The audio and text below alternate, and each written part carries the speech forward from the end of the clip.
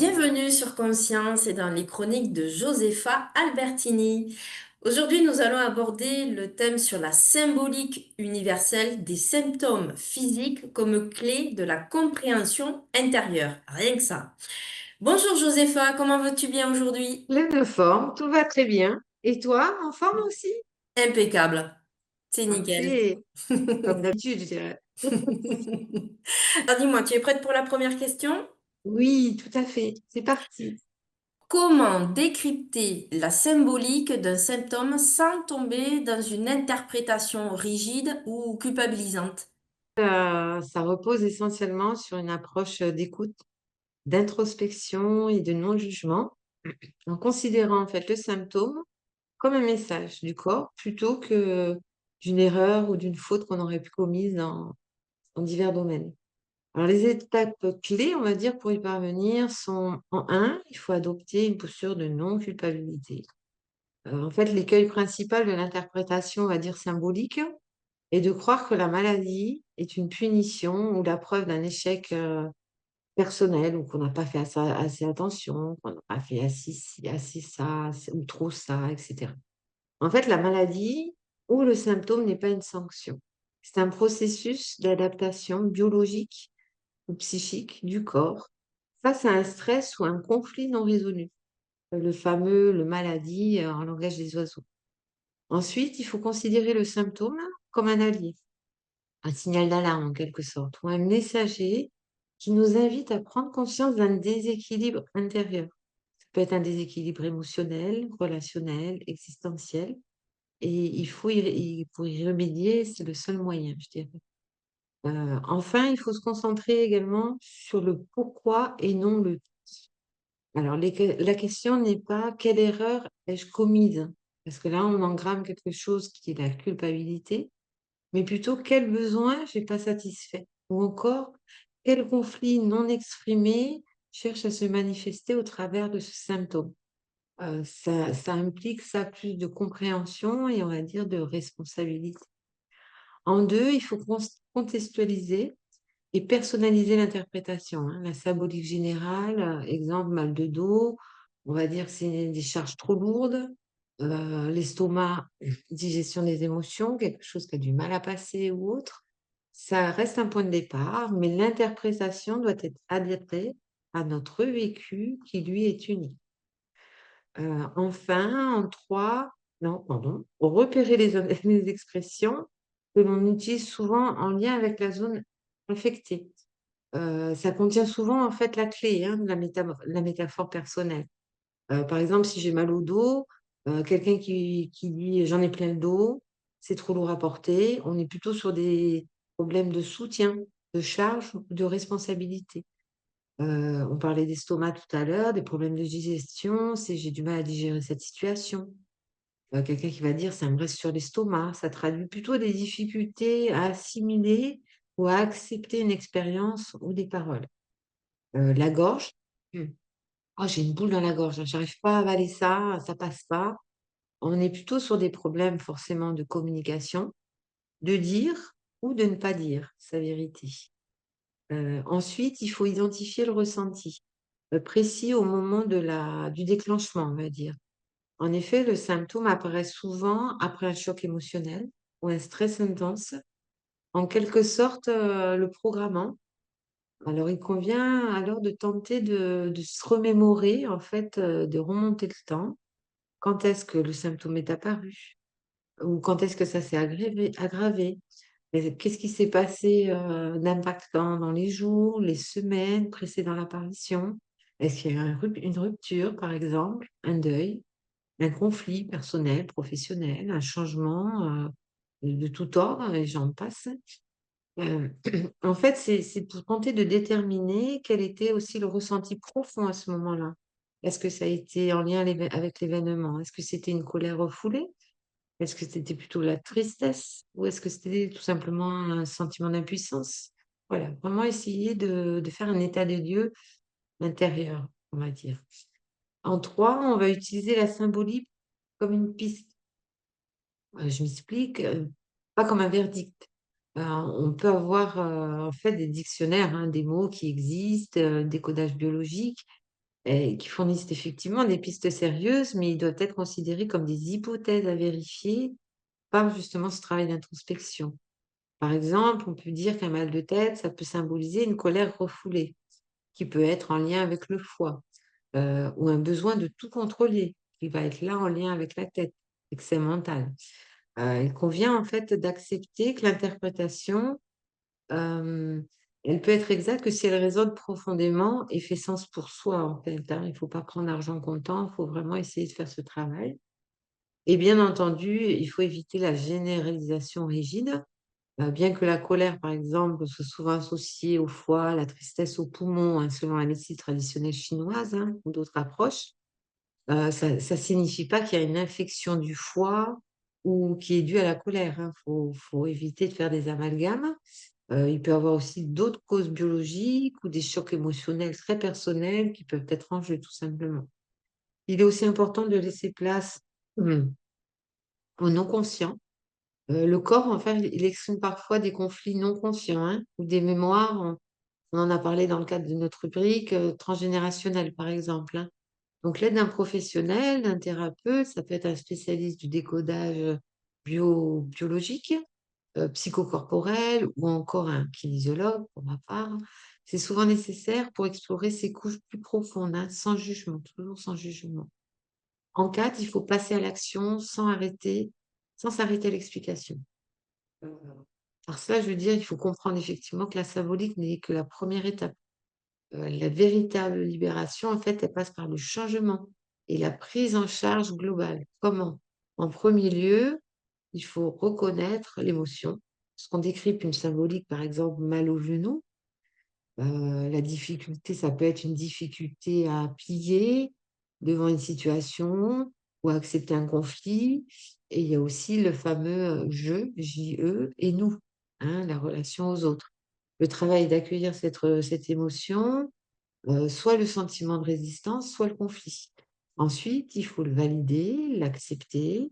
L'objectif, c'est effectivement de l'accepter cette émotion, parce que ça fait partie de notre réalité actuelle. Mais il faut pas la juger et il faut pas s'en vouloir des c'est une émotion qu'on ressent, on est tous des êtres humains.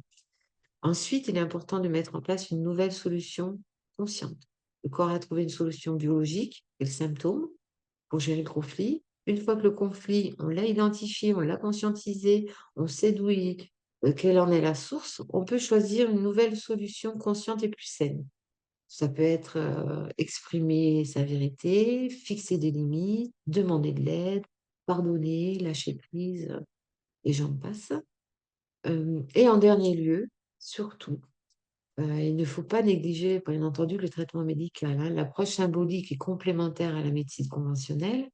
Par contre, le traitement physique permet au corps de traverser l'épreuve, tandis que le décodage émotionnel traite la cause de fond, on va dire, l'émotionnel qui est lié. Il est donc crucial d'associer les 2. En résumé, décrypter la symbolique d'un symptôme, c'est un acte d'alliance et d'écoute intérieure et de non-jugement. La clé est de considérer le symptôme non pas comme une sanction, mais plutôt comme un messager précieux qui traduit un langage corporel, un conflit émotionnel ou un besoin non satisfait. En adoptant cette posture de curiosité et de responsabilité non culpabilisante, on transforme la maladie en une invitation à la conscience et à l'harmonisation de l'être. Peut-on dire que chaque douleur ou maladie est une métaphore vivante de ce qui cherche à être entendu? C'est l'essence même, on va dire, de l'approche symbolique ou psychosomatique de la maladie. L'idée fondamentale est que le corps est un miroir de l'âme ou de l'inconscient. Lorsque quelque chose n'arrive pas à être exprimé, conscientisé ou résolu au niveau émotionnel ou psychique, le corps prend le relais pour dire ce qui ne peut pas être dit par la parole ou par le psychique, ou même l'action. On peut donc dire que chaque douleur ou maladie est une métaphore vivante de ce qui cherche à être entendu, et ce pour plusieurs raisons. La première, c'est que le corps, il utilise son propre langage, autrement dit le symptôme. Il utilise un langage littéral et symbolique pour exprimer un conflit. Heu, les expressions courantes, hein, en témoignent, hein, du mal à digérer, mal à avoir la gorge nouée et cetera. Le symptôme, en fait, devient aussi la représentation physique du conflit intérieur, en fait. La seconde, c'est que le symptôme est une solution d'adaptation. Dans cette perspective, le symptôme n'est pas une erreur, mais surtout une solution biologique d'urgence mise en place par l'organisme pour s'adapter à un stress jugé insurmontable ou à une émotion qui est bloquée. C'est le moyen direct que le corps a trouvé en quelque sorte pour crier stop ou halte, pause, pour nous forcer à changer de direction parfois, ou encore à prendre conscience qu'il y a quelque chose qui ne va pas, qu'il y a un déséquilibre en nous. La troisième raison, c'est écouter, bien entendu, pour débloquer. Le but, c'est pas d'éradiquer le symptôme, sans comprendre, mais de l'écouter, de décoder le message qu'il porte. Une fois que l'on a mis des mots, que l'on a verbalisé le conflit ou l'émotion, que le corps exprimé par le mal, la charge symbolique peut être levée en fait, favorisant ainsi le processus de guérison, en complément bien sûr des soins médicaux nécessaires. En résumé, considérer la maladie comme une métaphore vivante invite à une introspection profonde et une responsabilisation, mais non culpabilisante vis-à-vis de son propre bien-être. En fait, c'est un appel puissant à l'alignement entre ce que l'on pense, ce que l'on ressent et ce que l'on fait. Quels sont les archétypes corporels les plus fréquents que tu rencontres dans ta pratique? En kinésiologie, le corps n'est pas vu, hein, comme une simple machine. Je l'ai répété, c'est un message que je porte, mais vraiment comme une carte vivante de notre, histoire émotionnelle, et de nos conflits, non résolus. Les douleurs et les tensions, posturaux-musculaires, correspondent souvent à des archétypes symboliques, qui ont autant de messages que notre inconscient nous envoie. Chaque déséquilibre physique, en fait, peut être décodé comme une métaphore qui cherche à être entendue. Archétype 1, on va dire, c'est, le soutien, la responsabilité. Donc on va retrouver des douleurs ou des tensions dans le dos, les épaules. En fait, quand le corps exprime des mots dans l'axe dorsal, il est souvent question de charge ou de soutien, comme, je l'expliquais. Avoir des douleurs aux épaules, dans le haut du dos, symbolise fréquemment le poids des responsabilités que l'on porte, celles que l'on accepte, celles que l'on s'impose. Il y a les douleurs lombaires, donc là, on est plutôt sur la partie basse du dos. Elles peuvent renvoyer un manque de soutien ou un sentiment d'insécurité profond.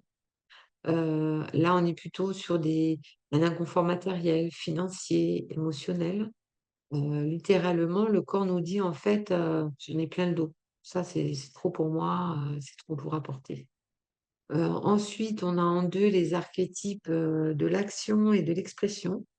La gorge, les bras, les mains. C'est la partie supérieure du corps et les membres en fait, bras, mains et cetera, traduisent notre rapport, au monde et à l'action.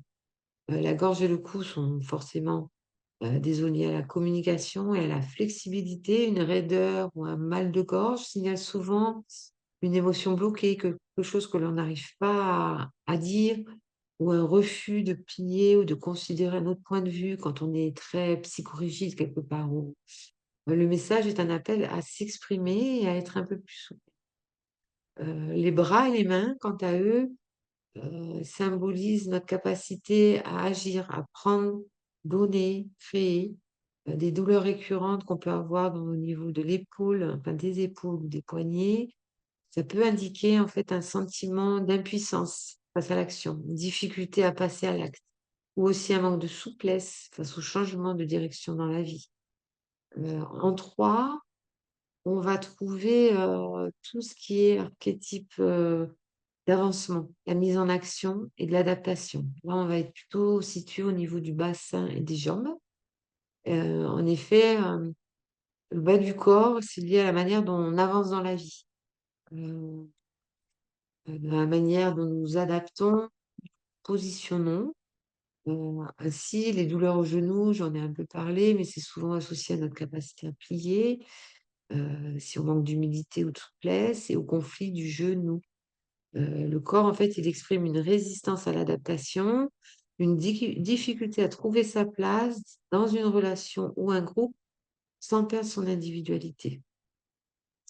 On a les chevilles et les pieds. Ce sont des zones qui incarnent la stabilité et l'élan vers l'avant.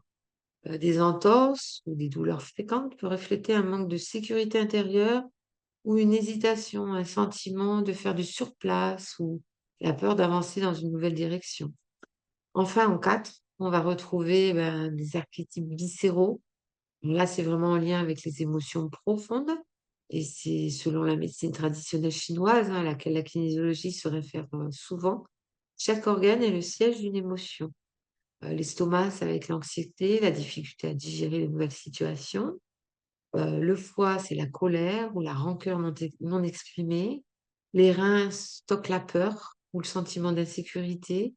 Les poumons, le gros intestin, ça va être lié à la tristesse, au deuil ou difficulté de lâcher prise. En kinésiologie, en fait, le travail va consister à utiliser toujours le test musculaire pour identifier lequel de ces archétypes symboliques est activé par le stress. Ça va permettre ainsi de conscientiser le message et le désactiver au niveau corporel et émotionnel. Le symptôme est alors traité non pas comme un ennemi, mais comme un guide vers un rééquilibrage intérieur. Comment accompagner quelqu'un à écouter son corps comme un langage plutôt qu'à le combattre comme un ennemi, selon toi?